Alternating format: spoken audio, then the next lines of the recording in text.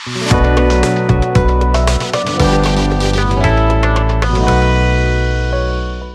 प्रिय विद्यार्थियों, आज हम विलोम शब्दों की दूसरी कक्षा लेके आए हैं। इससे पहले एक कक्षा हमारी पूरी हो चुकी है। विलोम शब्द आज हम पूरे कर लेंगे। महत्वपूर्ण और अति महत्वपूर्ण, परीक्षा उपयोगी और सामान्यतः बार बार परीक्षाओं में पूछे जाने वाले विलोम शब्द कौन कौन से हैं और क्यों पूछे जाते हैं और हम कैसे उनको याद करें, इन सब सवालों के जवाब आज की कक्षा में होने वाला है। और देखिए विलोम शब्द,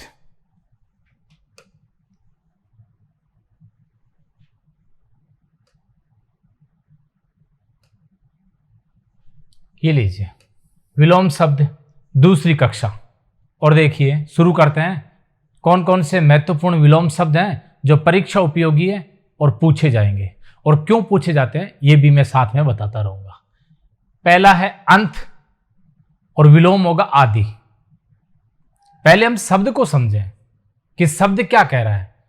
यदि हम शब्द के अर्थ तक नहीं पहुंचेंगे तो यकीन मानिए हम पहचान नहीं पाते हैं कई बार कि इसका विलोम क्या होना चाहिए, और अगर हम बताएंगे तो शायद अर्थ का अनर्थ बता दें। तो ऐसा नहीं करें कि अर्थ को समझ करके ही हम विलोम शब्द बताएं। आवश्यकता उस शब्द के अर्थ को समझने की है। अगर आपने भली प्रकार से अर्थ को समझा है तो आप उसका विलोम भी सही बताने वाले हो। और ऐसा ही कुछ है अंत यानी आखिरी, और अब इसके लिए प्रारंभ होना चाहिए। प्रारंभ, अब प्रारंभ विकल्प में नहीं है तो हमारे सामने शब्द है आदि, क्योंकि आदि का अर्थ भी होता है प्रारंभ, आदि। अब देखिए आदि भी दो प्रकार से लिखे जाते हैं। एक तो होता है आदि इस प्रकार से, और एक हमारे सामने जो प्रस्तुत है वो है आदि। आदि और यह आदि। आदि का मतलब है आदत से, स्वभाव से, आदि से। आदत, स्वभाव सुना होगा, झूठ बोलने का आदि है, तो यहां आदि कौन सा आएगा, यह।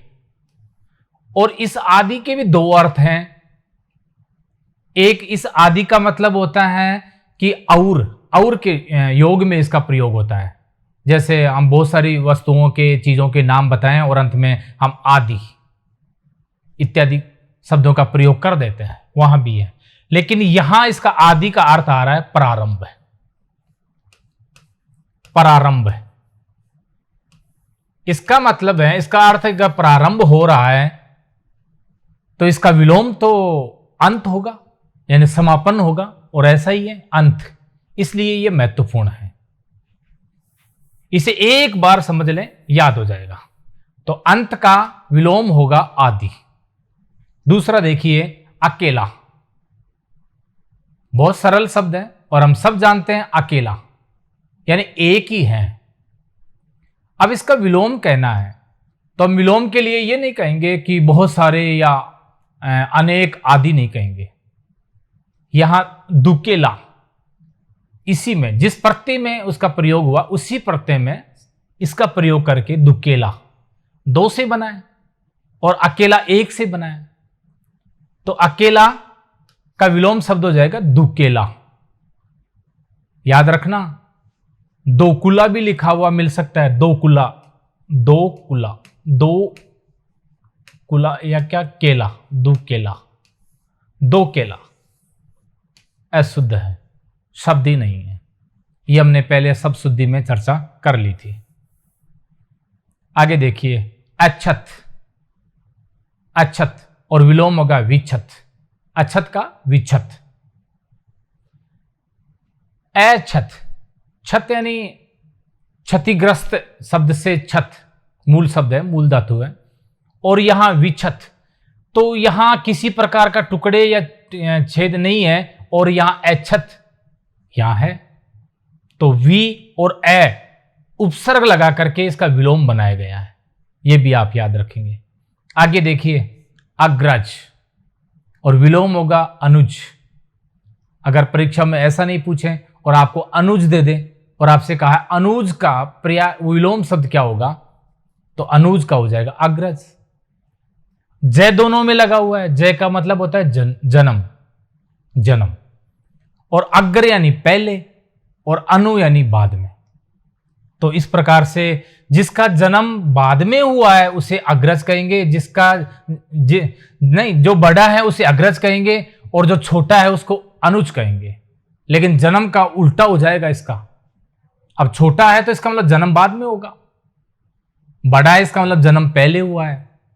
थोड़ा सा समझने की आवश्यकता है। अग्रज बड़ा जरूर होता है लेकिन जन्म पहले होता है, अनुज छोटा जरूर होता है लेकिन जन्म बाद में होता है। ये आप समझते हैं। अनाहुत और आहूत, आहूत यानी होता है बुलाना, और अन और लगा करके इसका विलोम बना दिया गया है। अब शब्द बन गया हमारे पास क्या, अनाहुत। कोई अलग से शब्द नहीं आया है, इसी में क्या हुआ है, अन। ये लीजिए अन, ये उपसर्ग है, और इस उपसर्ग के प्रयोग से आहूत को अनाहुत किया गया। अब इसमें देखिए हम जोड़ेंगे आहूत, बिल्कुल आहूत, इस प्रकार से ऊ बड़ा ही आएगा, आहूत, इस प्रकार से। अब देखिए ये न को पूरा तो आ करने वाला है, क्योंकि आ की मात्रा आएगी तो ए तो आएगा, और आगे हो जाएगा ना, और आगे वैसा के वैसा ही रहेगा, अनाहुत। ये लीजिए ऐसा ही लिखा है, अनाहुत। हम कई बार भ्रमित हो जाते हैं, यह शब्द दे दिया अनाहुत और फिर पूछा गया विलोम बताइए, तो आहूत अन हटा दीजिए। इस प्रकार से भी आप कर सकते हैं। अनुकूल का होगा प्रतिकूल। अनुकूल का मतलब है परिस्थितियों के अनुसार, और प्रतिकूल का मतलब है परिस्थितियों के विपरीत। तो ऐसी परिस्थितियां जो हमारे पक्ष में है तो अनुकूल कहेंगे, और विपक्ष विरुद्ध है तो प्रतिकूल। तो अनु और प्रति उपसर्ग से इसको बना दिया गया है। अब देखिए बहुत महत्वपूर्ण है, और एक उदाहरण, दो उदाहरण मैंने पहले वाली कक्षा में भी लिए थे इसके, क्योंकि ये भिज्ञ, विज्ञ, अनभिज्ञ, अभिज्ञ, ये शब्द बहुत ज्यादा हमें भ्रमित करता है। और क्यों ना इस भ्रम को हम एक बार निकाल दें, फिर कभी दोबारा से लौटकर नहीं आएगा। और ऐसा ही हमारा प्रयास है। सामान्यतः बहुत बार पूछा जाता है, और पूछा भी इसलिए जाता है कि इसके बहुत सारे समानार्थी पर्यायवाची बन जाते हैं, और विलोम भी 2-3 प्रकार से लिखे जाते हैं, इसलिए ये ज्यादा महत्वपूर्ण है। अब इसको ध्यान से आज देख लीजिए, फिर कभी गलत नहीं होना चाहिए आपका। और देखिए जैसा कि मैंने बताया था, ज्ञ मूल शब्द तो यही है, ज्ञ। अब ज्ञ मूल शब्द है, और अगर इसको विलोम बनाना है तो ए लगा देंगे, बिल्कुल बन जाएगा अज्ञ, अज्ञ। इसका मतलब ज्ञानी है, तो ए उपसर्ग लगा दिया तो ये ज्ञानी नहीं है, बिल्कुल ऐसा है।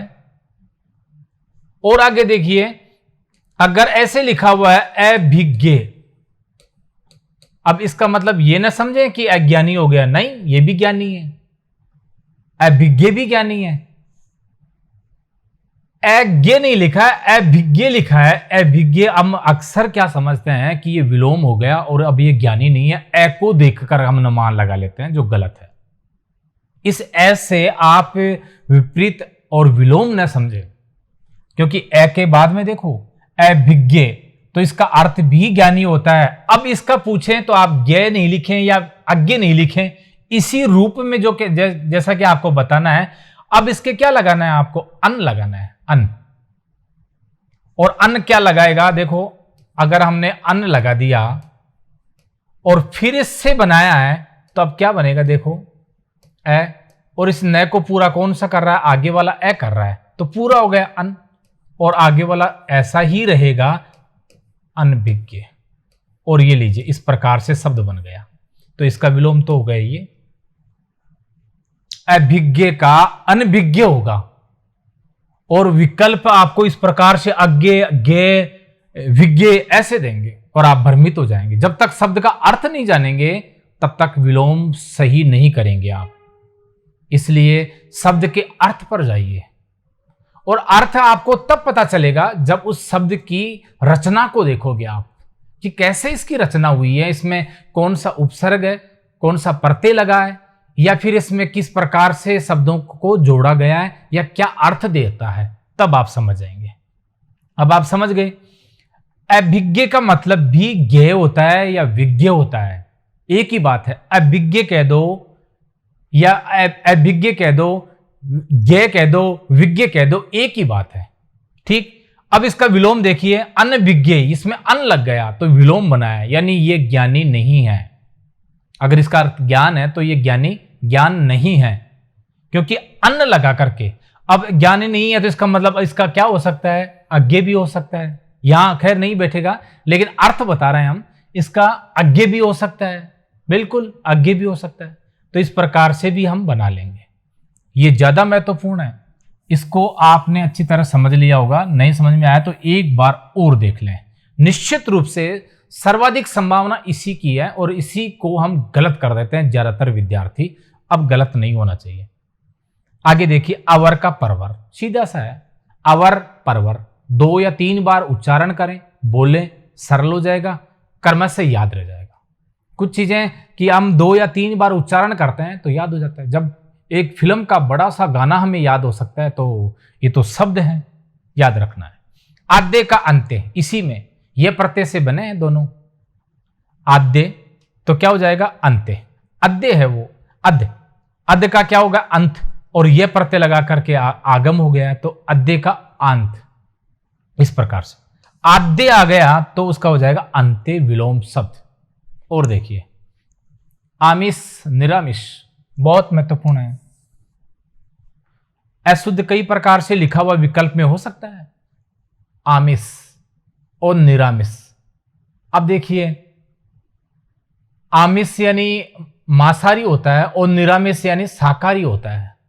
तो इस प्रकार से शाकाहारी और मांसाहारी का युग्म बना करके किया गया है, इसमें निर लगा दिया गया है और कुछ भी नहीं किया, शब्द यही है, आमिष। देखिए, आमिष है, यह है आमिष, और इसमें क्या लगा दिया गया, पहले लगाया है, दोबारा से देख लीजिए, यहां लिख देता हूं मैं, आमिष,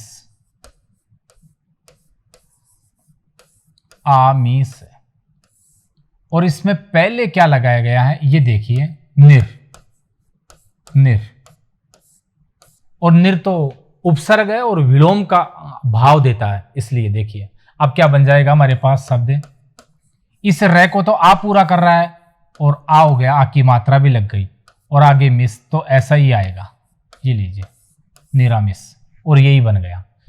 ऐसे कभी हम भ्रमित हो जाएं तो इस प्रकार से विश्लेषण या समझ करके उसे हल करें तो कभी गलत नहीं करेंगे। आगे देखिए, आर्विभाव, आविर्भाव और तिरोभाव विलोम है, एक इसी रूप में एक दूसरे के विलोम होंगे। उग्र, सौम्य, बिल्कुल सीधा सा है, सौम्य का विलोम उग्र होगा, याद रखें।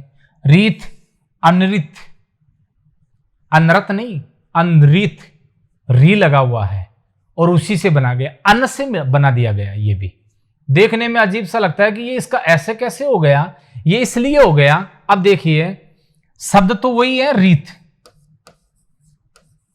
रीति है। अब हमें इसका बनाना है विलोम। अब विलोम बनाने के लिए उपसर्ग का प्रयोग करेंगे, और उपसर्ग कौन सा लगाएंगे, अन, ये लीजिए, न हलंत, अन। जैसा कि ऊपर वाले में देखा था, अन्न उपसर्ग के योग से विलोम बन जाएगा, और इसका ऐसा ही कुछ हो रहा है। कैसे हो रहा है देखिए, ए तो है ही अपने आप में पूरा, और न को ये री आ गया और न हलंत है। अब री क्या करेगा, यहां लगेगा, इसका मतलब है न तो आधा है लेकिन री पूरा है, जिसके भी लगेगा, री यहां पूरा है और न हलंत है। इसी प्रकार से लिखते हैं जैसा कि हमने वर्णों के विश्लेषण में देखा था। तो ये लीजिए, अनृत, ये शब्द बन गया, रित, अनृत, इस प्रकार से बन गया। इसलिए बना है, आप ये न सोचे कोई नए शब्द का आगम हुआ है, नए का नहीं हुआ है, अन्न लगाया गया है। और हम प्रत्यय उपसर्ग जब पढ़ेंगे तो ये और जानेंगे। कई बार इस शब्द में ये पूछ लेते हैं कौन सा प्रत्यय है या कौन सा उपसर्ग लगा हुआ है, मूल शब्द क्या है, वो अलग से हम देखेंगे। फिलहाल आप इतना याद रखें। और देखिए, ऐश्वर्य और अनैश्वर्य,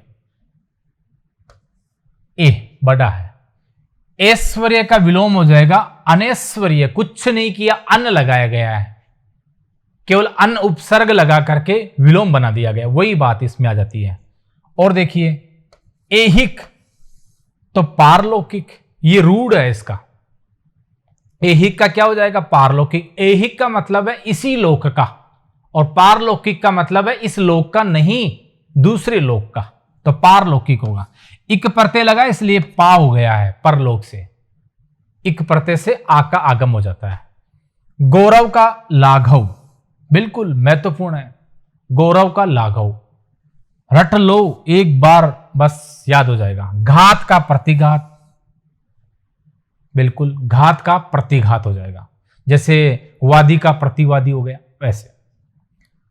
आगे है जंगम का स्थावर, जंगल नहीं है जंगम है, जंगम बहुत महत्वपूर्ण है जंगम, और हम ये गलतियां कर देते हैं इसको याद करने में।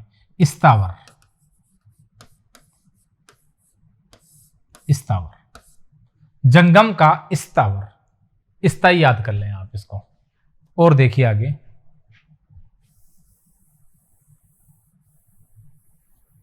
ये अधिक महत्वपूर्ण है और कल से अलग है। ये कल वाले एक सामान्य परिचय के रूप में हम लाए थे, आज थोड़ा सा स्तर कठिनता का है और आवश्यक भी है, कई बार प्रश्न पत्र में इसी प्रकार के भी आ जाते हैं।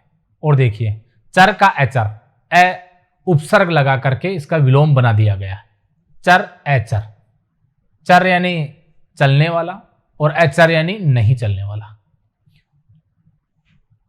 चेतन का जड़, चेतन का क्या बना दिया गया? जड़, यानी जड़ का क्या हो गया? चेतन, चेतन जीव है और जड़ निर्जीव है, इस प्रकार से। द्रुत का मंथर बहुत महत्वपूर्ण है, द्रुत तेज, मंथर धीरे धीरे। नामवर बदनाम, बिल्कुल नामवर इसी रूप में लिखना है, नामवर जिनका नाम बहुत ज्यादा लोकप्रिय प्रसिद्ध है, और बदनाम जो बदनामी के लिए प्रसिद्ध है और जो प्रसिद्धि के लिए अपने लोकप्रियता के लिए प्रसिद्ध है आदि। निंदे और सलाध्य, ये भी महत्वपूर्ण है, ये प्रत्येक से बना है, निंदे और सलाध्य, इसका यही होगा, रूढ़ है। परुष कोमल, अब परुष का अर्थ हमें आना चाहिए, यहां कठोर नहीं लिखा, परुष लिख दिया, परुष का अर्थ कठोर होता है। अब इसका अर्थ अगर आपको आता है तो निश्चित रूप से आप कोमल के पर्यायवाची में ढूंढेंगे, और जब कोमल खुद ही लिखा है तो आप पहचान लिए। परुष वचन, जैसे परशुराम जी ने बोले, तो परुष वचन आप याद रखो, परुष यानी कठोर, तो इसका विलोम हो जाएगा कोमल। और देखिए ये भी महत्वपूर्ण है, कुछ के लिए कहा है मैंने कि ज्यादा महत्वपूर्ण है, क्यों? क्योंकि ये बार बार परीक्षाओं में पूछे जाते हैं और इनमें छात्र भ्रमित हो जाते हैं, इसीलिए इनको पूछा जाता है। अब देखिए प्रत्यक्ष अप्रत्यक्ष तो सभी जानते हैं, इसलिए उसका युग में बहुत कम संभावना है कि परीक्षा में पूछा जाए। अलग से पूछ लिया, और क्या पूछ लिया? परोक्ष का बताओ। अब परोक्ष का आप प्रत्यक्ष नहीं लिखेंगे यहां इसी रूप में, क्योंकि प्रत्यक्ष था ही नहीं। अब क्या करें? तो अब क्या है कि अप्रोक्ष हो गया, अप्रोक्ष, और अप लगा करके इसका आपको बना दिया, ए लगा करके उसका बना दिया केवल ए। ये देखिए ए और परोक्ष, हम इसको उच्चारण कैसे कर रहे हैं? देखो अप्रोक्ष कर रहे हैं तो अलग लग रहा है, अप्रोक्ष कैसे? अप्रोक्ष, ये अप्रोक्ष है, अप्रोक्ष नहीं, अप्रोक्ष, बोलने का ही फेर है। और परोक्ष, तो ए उपसर्ग लगा करके विलोम बना दिया, और इसलिए आगे लिख दिया है प्रत्यक्ष, ताकि आप समझ सकें एक ही बात है, अप्रोक्ष या प्रत्यक्ष, इस प्रकार से अप्रोक्ष। अब ध्यान देना, परोक्ष का मतलब ही क्या होता है? परधन अक्षी, कल ही बताया था, परधन अक्षी यानी आंखों से दूर हो, सामने नहीं हो। और अगर ए लगा दिया तो इसका मतलब आंखों के सामने है, यह भी ऐसा टेढ़ा है, इसका अर्थ क्लिष्ट और थोड़ा कठिन निकलता है, इसलिए यह गलत होने की संभावना है, इसे समझना। परधन अक्षी का मतलब है आंखों से दूर, तो अब इसका विलोम बताना है तो आंखों के सामने वाला होना चाहिए, इसलिए आंखों के सामने वाले को एक तो ए लगाकर बना दिया कि आंखों से दूर नहीं है, तो इसका अर्थ हो रहा है कि आंखों के सामने है। या फिर आपको प्रतिधन अक्षी कर दिया, प्रत्यक्ष, तो भी एक ही बात, यह समझना है, यह समझने वाली बात है। और भूत का भविष्य। भूत, 3 काल है हमारे, वर्तमान, भूत और भविष्य। और आपसे पूछ लिया भूत तो भविष्य। भूत का मतलब भी होता है बीता हुआ और भविष्य का मतलब है आने वाला, तो इसका विलोम है ये। मुख का पृष्ठ, यहां पृष्ठ है, री की मात्रा है, पृष्ठ, ट नहीं आएगा, ठ, पृष्ठ, तो ये याद रखेंगे आप। और देखिए मूर्त का अमूर्त, बिल्कुल अ उपसर्ग लगा करके विलोम बना दिया गया है। मूर्त का अमूर्त, मूर्त का मतलब है जिसका आकार, रूप, रेख आदि हैं, तो मूर्त। और अमूर्त यानी इसका कोई रूप, रेख, आकार आदि नहीं है, विलोम। बहुत सरल है, प्रसिद्ध भी है। वादी, प्रतिवादी, पूछा जाता है हम वादी को अवादी करें, अनवादी करें, क्या करें, ऐसे कंफ्यूजन में रहते हैं। प्रति हो जाएगा, प्रतिवादी, एक आमने सामने वाले, एक पक्ष वाला, एक विपक्ष वाला। और आगे देखिए श्री गणेश का इतिश्री, बिल्कुल श्री गणेश का इतिश्री, श्री इति नहीं करना है, इतिश्री। श्री गणेश का मतलब है प्रारंभ करना, इतिश्री यानी समाप्ति। किसी कार्य को प्रारंभ करने को श्री गणेश कहते हैं, तो किसी कार्य को समाप्त करने को इतिश्री कहते हैं, ये याद रखना। श्रोता का वक्ता, बिल्कुल श्रोता का अर्थ है सुनने वाला और वक्ता का मतलब है बोलने वाला। अब आपसे पूछें वक्ता का विलोम बताइए तो श्रोता हो जाएगा, ये याद रख लेंगे। श्लील और अश्लील, क्योंकि ये सब तो बहुत कम प्रयुक्त होता है, ये ज्यादा होता है और हम समझते हैं कि क्या ये अ उपसर्ग लगाकर बना हुआ शब्द है। अश्लील, जो श्लील नहीं है, श्लील यानी सभ्य, जो सभ्य नहीं है उसको कहते हैं अश्लील। तो श्लील का अश्लील अ लगा करके। श्वेत का श्याम, बिल्कुल श्वेत का अर्थ सफेद और श्याम का अर्थ काला रंग से होता है, इसलिए श्वेत का श्याम इसी रूप में।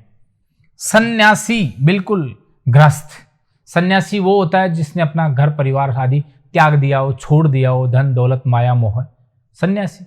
और गृहस्थ वो जो सांसारिक जीवन में पड़ा रहता है, धन दौलत माया मोह घर में रहना, तो उसको गृहस्थ बोलते हैं। आगे देखिए थोड़ा सा बड़ा शब्द आ जाएगा और घबराएं नहीं कि ये बड़ा है, ये तो मुझे पता नहीं है, छोटा कर देंगे इसको समझ करके। देखिए सानुनासिक और निर्नुनासिक, कुछ नहीं किया है, इसमें से लगा हुआ है और इसमें निर लगा हुआ है, बिल्कुल से लगा हुआ है और विलोम पूछें तो निर कर दो। निर नकारात्मक का अर्थ देगा, विलोम का अर्थ देगा, इसलिए। और इक प्रत्यय, इसलिए से का सा हो गया है। और मूल शब्द है अनुनासिक, अनुनासिक। और देखिए से अनुनासिक को सानुनासिक हो गया, अब इसके निर लगा करके निर्नुनासिक, इसका मतलब है नाक से बोलने वाले और नाक से नहीं बोलने वाले, निर्नुनासिक। इस प्रकार से विलोम बना दिए गए, इनका विच्छेद करके टुकड़े करके आप समझ सकते हैं। सित, अब आगे है सित, और सित का अर्थ नहीं पता हमें तो बिल्कुल गलत करने वाले हैं, अर्थ तो आना चाहिए इस शब्द का, सित। और सित का हो जाएगा असित, ए केवल ए लगा करके, असित। सित का अर्थ होता है सफेद, श्वेत। अब इसका विलोम काला होगा और काला विकल्प में नहीं है, असित लिखा है तो इसलिए असित। ये तो समझने के लिए लिखा है, इसका अर्थ क्या है असित का, इसलिए काला। किसका, असित का अर्थ काला है, तो शीत का अर्थ हो गया श्वेत या सफेद आदि, श्वेत, शीत। कई बार इस प्रकार के तत्सम शब्द भी आ जाते हैं और उन्हीं के बारे में हमसे पूछ लिए जाते हैं, इनके विलोम क्या है। और विकल्प में सबसे बढ़िया बात तो यह है, विकल्प में उन्हीं के पर्यायवाची आ जाते हैं, तब हम थोड़ा सा भ्रमित हो जाते हैं कि अब क्या करें। विकल्प तो 2 हमारे पास उपलब्ध है, तब आपको यह देखना है कि शब्द किस रूप में था, उसी रूप में उसका उत्तर देना है। अगर संज्ञा है तो संज्ञा, विशेषण है तो विशेषण, क्रिया है तो क्रिया रूप में ही उसका विलोम बताने का प्रयास करें। यह सबसे महत्वपूर्ण बात है, जो कल की कक्षा में मैंने आखिर में यह बात बताई थी कि जिस रूप में शब्द दिया हुआ हो, कोशिश रहें कि उसी रूप में उसका विलोम हो। जैसे विशेषण है तो विशेषण में ही बताएं, याद रखेंगे। आगे देखिए स्वामी का सेवक, सरल है। उत्कृष्ट री लगा हुआ है तो निकृष्ट, बस उत्कृष्ट का निकृष्ट, बिल्कुल। उत्कर्ष का अपकर्ष, बिल्कुल। उत्कर्ष अपकर्ष, उन्मुक्त विमुख, उपमान उपमय, ये तो बहुत प्रसिद्ध है और बोलते भी हम इनको बार बार हैं। याद नहीं हो तो इनको 2-3 बार एक साथ उच्चारण करके कर ले। जैसे हम कारक और उनके चिन्हों को याद करते हैं तो हम कहते हैं कर्ता ने कर्म को करण से। अब ये क्या है? तो ये कारकों के नाम और उनके चिन्हों के नाम हम साथ में याद कर रहे हैं, ऐसा आप इसमें भी कर सकते हैं। उपमान और उपमेय आप जानते ही ये अलंकारों में चलते हैं, जब आप प्रकरण आएगा तो इनके बारे में और बताएंगे। इति का अथ, बिल्कुल। इति यानी भी समाप्ति होती है और अथ यानी प्रारंभ या शुरुआत करना आदि भी है। कनिष्ठ वरिष्ठ ठह है, याद रखना। कनिष्ठ और वरिष्ठ, कनिष्ठ यानी छोटा और वरिष्ठ यानी बड़ा, पद के लिए प्रयुक्त होते हैं। का पुरुष पुरुषार्थी हो जाएगा, बिल्कुल। कीर्ति का अपकीर्ति हो जाएगा, अप लगा करके विलोम बना दिया गया। कीर्ति अपकीर्ति, याद रखना, ए नहीं लगाए, अप लगेगा यहां। कुछ के अलग है इसलिए उनको याद रखें। कृतज्ञ तो कृतज्ञन, कृतज्ञन, कृतज्ञ का कृतज्ञन, कृतज्ञ यानी उपकार मानने वाला, कृतज्ञ यानी उपकार नहीं मानने वाला, विलोम है, प्रसिद्ध है, याद रखें। खंडन का मंडन हो जाएगा, बिल्कुल। खंडन यानी उसको बांटने वाला, विभाजित करने वाला, मंडन यानी स्थापित करने वाला, खंडन मंडन शैली भी है। प्रवृत्ति निवृत्ति, बिल्कुल। प्रवृत्ति और निवृत्ति इसका ठीक विपरीत है। प्रवृत्ति एक विशेषता आदि और उसके गुणों से युक्त, और निवृत्ति उससे दूर जाना, उनसे विपरीत गुण होना। रथ का विरत होता ही है। सुबोध का दुर्बोध, दुर का प्रयोग कर दिया गया है। ज्ञ का अज्ञेय आप जानते ही हैं, ए लगा करके विलोम बना दिया गया है, ज्ञ अज्ञेय। शूद्र का विराट हो जाएगा, शूद्र विराट, शूद्र यानी छोटा, विराट यानी बड़ा, ट के हलंत है, याद रखें। संयोग का वियोग बहुत प्रसिद्ध है। संयोग, संयोग और वियोग, मिलन की अवस्था को संयोग कहते हैं, बिछुड़ने की अवस्था को वियोग कहते हैं। और देखिए आगे, अब देखते हैं परीक्षा में किस प्रकार के प्रश्न आएंगे और हमें किस प्रकार के प्रश्नों का सामना करना पड़ेगा। थोड़े से नमूने के तौर पर हम आपके लिए लाए हैं। यकीन मानिए ये बहुत महत्वपूर्ण है। प्रकरण जितना महत्वपूर्ण है उतने ही महत्वपूर्ण ये अभ्यास है। ये आप पहले ही करके जाएं। आपने प्रकरण को पूरा समझ लिया, पढ़ लिया, याद भी कर लिया, अगर आपने प्रश्नोत्तरों का अभ्यास नहीं किया तो कहीं ना कहीं कोई कमी रह जाती है। और देखिए महत्वपूर्ण प्रश्नोत्तर, पहला है गलत विलोम युग्म कौन सा है? युग्म, गलत विलोम युग्म कौन सा है? यानी कि 3 सही है और 1 गलत है। अब देखते हैं, आपके सामने विकल्प है क्षमा दंड, सुगम दुर्गम, हर्ष विषाद, स्तर और जड़। पहचानिए कौन सा गलत है, बाकी के सही हैं। 3 सही हैं, या तो ये पहचान कर लीजिए कौन कौन से हैं, या फिर ये पहचान कीजिए कि गलत कौन सा है। पहचानिए। अब देखो हम इनको देखते हैं। क्षमा को दंड, बिल्कुल, एक तो माफ कर देना और एक इसने माफ नहीं किया, इसने सजा दे दी है, विलोम हो गए। सुगम दुर्गम, बिल्कुल, आसान और आसान रास्ता और कठिन रास्ता दुर्गम, बिल्कुल ये भी सही है। हर्ष विषाद, अब देखिए हर्ष यानी खुशी और विषाद यानी दुख, तो ये भी एक विलोम युग्म हो रहा है। स्तर और जड़, इसे ध्यान से देखिए, हम विलोम शब्दों की बात कर रहे हैं, इसलिए घबराए नहीं। और कई बार लगता है कि तो ठीक होगा, ठीक नहीं, इनका अर्थ देखिए आप।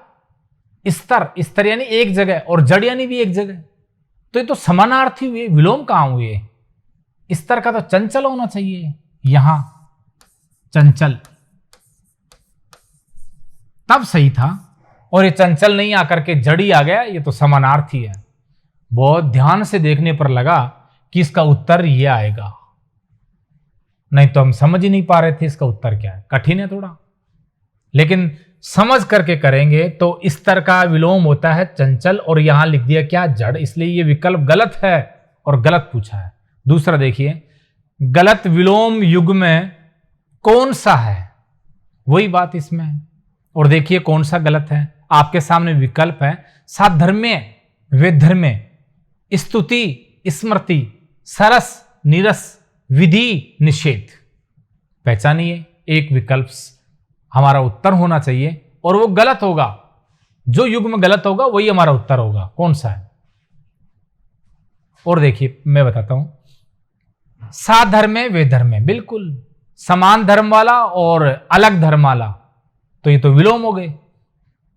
स्तुति और स्मृति, स्तुति यानी याद करना और विस्मृति यानी, स्तुति यानी भी स्मरण करना और स्मृति यानी भी स्मरण करना। देखिए याद करना और याद आना, याद करना, ये तो समानार्थी हो गए और यही विकल्प है हमारा। स्तुति और स्मृति दोनों एक से शब्द हैं और एक से अर्थ देते हैं, इसलिए यहां इस स्तुति का निंदा होना चाहिए था, निंदा, तब ये विलोम युग्म बनता। और आ गया क्या, स्मृति, जो एक सा ही भाव है, इसलिए ये गलत है और यही उत्तर है। सरस का नीरस, बिल्कुल नीर लगा करके नीरस, सरस से रस सहित और बिना रस का, विधि का निषेध होता ही है, तो ये विकल्प आपका नंबर 2 सही उत्तर है। गलत युग्म की पहचान करनी थी। तीसरा देखिए, गलत विलोम युग्म कौन सा है, वही ढूंढना है। वरदान, मतदान, ये लीजिए पहला ही गलत है। वरदान और मतदान, वरदान का अभिशाप होगा, अभिशाप, अभिशाप, श्राप नहीं, अभिशाप ही, क्योंकि हिंदी में साप ही होता है, अभिशाप। और लिख दिया क्या, मतदान, कहीं मेल नहीं खाता और यही उत्तर हो गया गलत। वेतनिक, अवेतनिक, बिल्कुल ये तो सही है, जो वेतन पर कार्य करता हो, जो बिना वेतन के कार्य करता हो। युगल और एकल, बिल्कुल दो का जोड़ा और एक ही है। बद और नेक, बिल्कुल नेक अच्छा और बद यानी बुरा, तो इस प्रकार से ये भी सही है। विकल्प 1 सही उत्तर आएगा हमारा, थोड़ा समझना है। 4 नंबर देखिए, गलत विलोम युग्म कौन सा है, और विकल्प हैं बाढ़, सूखा, ऊसर, उर्वर, 1, 2, धनात्मक, ऋणात्मक।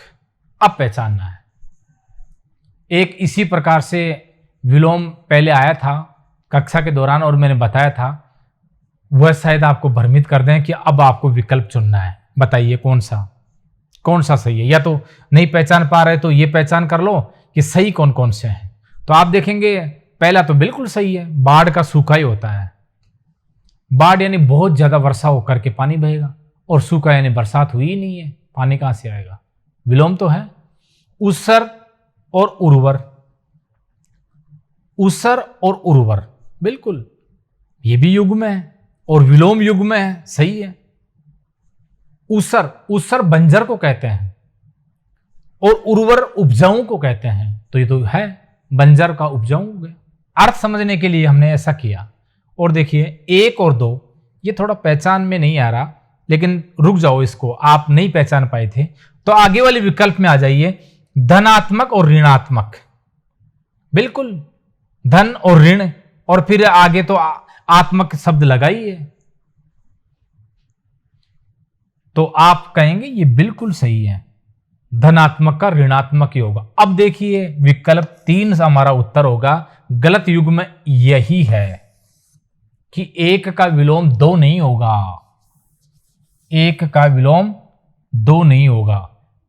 क्यों नहीं होगा? क्योंकि एक शब्द आया था ना, एकला और अकेला और दुकेला, ऐसा आया था। तो अकेला का तो दुकेला हो सकता है, लेकिन 1 का 2 नहीं होगा। अब 1 का विलोम शब्द जो है वो भाव के आधार पर लेना है। 1 का विलोम शब्द हो जाएगा अनेक। इसमें क्या किया है, यह अलग से कोई शब्द नहीं आया है, अन्न, केवल अन्न लगाया है, अन्न धन 1, ऐसे लिखते हैं ना 1, ये लीजिए। अब क्या किया है, इन दोनों को जोड़ा है, अन्न और 1 को। आप भी जोड़िए, ए तो आएगा ही आएगा, इसमें तो कोई विकार ही नहीं है। अब न है ना, इसको क्या पूरा करेगा, आगे वाला स्वर पूरा करेगा और पूरा करके मात्रा भी लगाएगा, ए ने, और आखिरी का तो आएगा ही आएगा, अनेक। इसलिए ये विलोम होगा एक का अनेक, यानी एक नहीं हो उसको अनेक बोलते हैं, एक का दो नहीं होगा। इस प्रकार से ये भी महत्वपूर्ण है। विकल्प में दो भी होगा, अनेक भी होगा। आप ये ना सोचेंगे दो हो जाएगा, क्यों नहीं होगा, और अनेक ही क्यों होगा, ये आपको मैंने बताया। याद रखें, जहां आपको आवश्यकता हो, समझ में नहीं आ रहा तो इसको दोबारा से देखें आप, क्योंकि इन कक्षाओं की सबसे बड़ी सुविधा यह है कि इनको रोक कर दोबारा सुनकर समझ करके भी आगे बढ़ सकते हैं। ये लीजिए, सही विलोम युग्म कौन सा है। प्रश्न को तो आप ध्यान से सुनेंगे ही और समझेंगे ही, पूछ क्या रहा है उसी के अनुसार आपको उत्तर देना है। सही विलोम युग्म कौन सा है, यानी एक सही है, बाकी के सारे गलत हैं। अब सही कौन सा है ये पहचानना है। अब देखिए, घृणा, अघृणा, ये तो कभी सुना ही नहीं, ये तो खूब सुना है, लेकिन अघृणा नहीं। घृणा का प्रेम सुना है, घृणा का मतलब है, घृणा का मतलब है नफरत, और प्रेम का मतलब है अनुराग। तो ये शब्द नहीं है इसलिए नहीं होगा। आप ये ना सोचे कि विलोम नहीं बनाना आता, ये विलोम याद नहीं है तो ए लगा दो, अन लगा दो, ऐसा कर लें, अप लगा दो, नहीं। ये नियम है, जिसका विलोम जो होगा वही होगा, जो लगेगा वही लगेगा, इसलिए ये नहीं आएगा। ये तो गलत है बिल्कुल, ये तो बिल्कुल गलत हो गया हमारा, गलत। और देखिए, ईमानदार, ए ईमानदार, इसके भी ए लगाकर प्रयास किया गया है, क्या होगा, नहीं, बिल्कुल नहीं होगा, ये भी गलत है। ईमानदार का बेईमान होता है और ए नहीं लगता, बेईमान में बे उपसर्ग लगेगा, इसमें ए उपसर्ग नहीं लगेगा, इसलिए ये विकल्प भी गलत है। ऐसे हमने दृष्टि ली है और समझने का प्रयास किया है। देखो, पहली शर्त तो यह है कि आपको वो प्रकरण पूरा समझ में आना चाहिए, व्याकरण के लिए ये नियम है। दूसरी बात कि ऐसा कुछ हो रहा है कि हम व्याकरण के प्रकरण को गहराई से नहीं समझ पाए हैं, क्योंकि हम गैर भाषी हैं, या फिर हमारे हिंदी ऑप्शनल विकल्प में हमारे विषय नहीं रही है और हमने इसको कभी गहराई से नहीं पढ़ा, तो भी घबराने की बात नहीं है। तो आप इस प्रकार की दृष्टि रखें कि अपनी सूझबूझ से इसको हल करने का प्रयास करें, और ऐसा ही हम कर रहे हैं। देखिए, आगे देखिए, इसको छोड़ दो, ये समझ में नहीं आया तो रुक जाओ आप। अब आ जाओ आप अंतिम 4 नंबर विकल्प पर, और इसका भी तर्क देखते हैं। निरामिष, अनिरामिष, और आपको याद था कि निरामिष का तो आमिष होता है। निरामिष का क्या होता है, आमिष। ये लीजिए, ये होता है आमिष, और यहां लिखा अनिरामिष, नहीं, गलत, तो ये भी गलत हो गया। अब आपके पास विकल्प कौन सा बचा, सिर्फ एक। इसके बारे में कोई जानकारी नहीं है, फिर भी आपको 3 के बारे में जानकारी थी, तो आपका उत्तर यही हो गया। और अधिक अगर आप करना चाहें तो देख लीजिए, क्यों होगा, चर का अचर ही होता है, यह आए भी थोड़ी देर पहले। चर, चर यानी चलने वाला, और अचर नहीं चलने वाला, तो ऐसे ही बनेगा ये। इस प्रश्न के माध्यम से ये बताने का प्रयास किया गया है कि आप कभी ये ना सोचें कि ए उपसर्ग लगाकर हम विलोम बना लेंगे। अगर बनाओगे तो ये गलत हो जाएगा। नंबर 6 पर देखिए, श्वेत का विलोम होगा, ऐसे भी पूछ सकते हैं। एक शब्द दे दिया और 4 विकल्प दे दिए, और आपसे कहा जाएगा इनका कौन सा विलोम होगा। अब पहचानिए, विकल्प है उजला, काला, सफेद और श्याम। बिल्कुल पास पास के विकल्प होंगे, उत्तर तो एक ही होगा, लेकिन विकल्प बहुत नजदीक है। अब आपको बहुत सोच समझ करके इसका उत्तर देना है। अब देखिए, सफेद का मतलब होता है सफेद, और ये तो हो ही नहीं सकता, ये तो समानार्थी हो गया, हटा दो इसको। ध्यान से देखो, कई बार हम गलती ये करते हैं घबरा करके कि यही उत्तर मान लेते हैं, ये भूल गए हम कि विलोम बताने हैं। श्वेत यानी सफेद होता है, और सफेद भी दिया हुआ है, तो ये तो होगा ही नहीं, विलोम पूछा है, ये तो होगा ही नहीं। ये लीजिए, नहीं होगा। अब देखिए श्वेत का काला होगा क्या? नहीं, काला तो गोरा का होता है, ये नहीं होगा। उजला होगा क्या? अंधेरा का उजला होता है, ये भी नहीं होगा। श्वेत का श्याम, बिल्कुल ये उत्तर है आपका। श्वेत का विलोम क्या होगा? श्याम। इसी रूप में जिनमें तत्सम है तो तत्सम, तद्भव है तद्भव, विशेषण है विशेषण, क्रिया है तो क्रिया, इन्हीं रूपों में इनका उत्तर ढूंढना है। इसलिए उत्तर विकल्प 4 से उत्तर है। सत्य का विलोम होगा, सत्य का विलोम होगा। अब देखिए अनसत्य, कुसत्य, असत्य, विसत्य। सत्य तो सब में लगा है, ये लीजिए।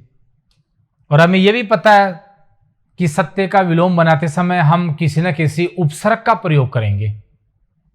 लेकिन क्या करें, अब जब उपसर्ग ही सभी में उपसर्ग लगे हुए हैं, ये लीजिए वी लगा हुआ है, ए लगा हुआ है, कु लगा हुआ है और अन लगा हुआ है। और आश्चर्य की बात है ये सब उपसर्ग लगा करके भी विलोम बनते हैं।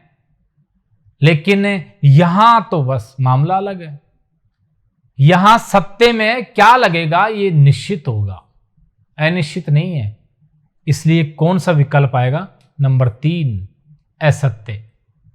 प्रचलित शब्द भी है, इसलिए सत्य का विलोम क्या होगा? असत्य होगा।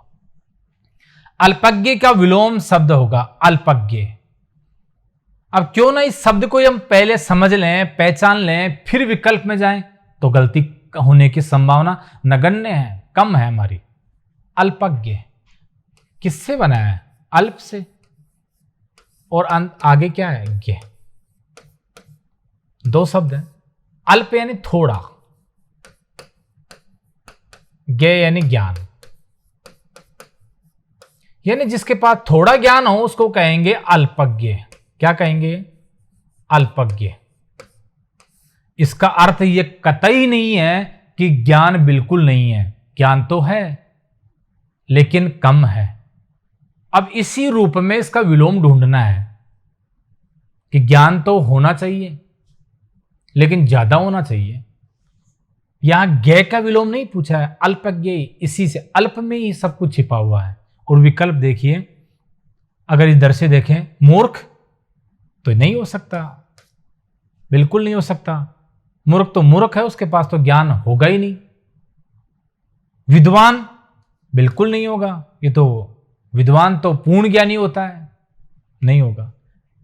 ज्ञानी नहीं, अगर ज्ञानी होता तो यहां पर अज्ञानी होता तो इसका ज्ञानी हो जाता, लेकिन अज्ञानी नहीं पूछा था, अल्पज्ञ पूछा था। और ये देखिए बहुज्ञ, बिल्कुल, और यही उत्तर आपका। अल्पज्ञ का विलोम होगा बहुज्ञ, क्योंकि यहां अल्प लगा है तो अल्प का क्या होगा? बहु। उ की मात्रा छोटी, बहु। अल्प यानी थोड़ा कम और बहु यानी ज्यादा अधिक, तो इसलिए यहां यह भी विलोम देखा गया है। बहुत शानदार क्वेश्चन है, इसे अच्छी तरह से देख लें आप। और देखते हैं आगे है क्या। ये कुछ अति महत्वपूर्ण और परीक्षा की दृष्टि देने के लिए आपको ये प्रश्न हम लेके आए हैं। इन प्रश्नों को आप ध्यान से देखेंगे और समझने का प्रयास करेंगे। इनसे क्या होगा कि परीक्षा के अंदर आपको प्रश्न पूछने का स्तर कितना ही कठिन हो, आप कभी उसे गलत नहीं करेंगे, सही करके आएंगे। तो इस प्रकार से अभ्यास भी साथ साथ करते रहें, प्रकरण को भी समझ करके पढ़ते रहें, रटने का प्रयास कम करें। जहां आवश्यकता हो कि यहां समझने की नहीं रटने की आवश्यकता है वो रटे, और जहां समझने की आवश्यकता है समझे और समझ करके आगे बढ़ें। निश्चित रूप से इस परीक्षा में नहीं और परीक्षाओं में भी जिसमें भी ये व्याकरण का बिंदु लगा रहेगा उसमें आप बहुत अच्छे अंक लेकर आओगे। तो इनसे मेरी कोशिश है कि परीक्षा में कैसे कैसे पूछ सकते हैं उसी का सारे प्रारूप लेकर के हम आपके पास आए हैं। आज ये विलोम शब्दों का प्रकरण यहीं समाप्त होता है, क्योंकि इसमें समझने और समझाने वाली बात बहुत कम रह जाती है। इसमें सिर्फ याद करना है, जितने अधिक उदाहरण आप याद कर सकते हैं उतने कीजिए। याद करने में कठिनता हो तो उसे समझ करके याद कीजिए। आज का प्रकरण यहीं समाप्त होता है। आएंगे हम फिर लौटकर एक नई कक्षा, नया प्रकरण लेकर के। आज के लिए इतना ही है। नमस्कार।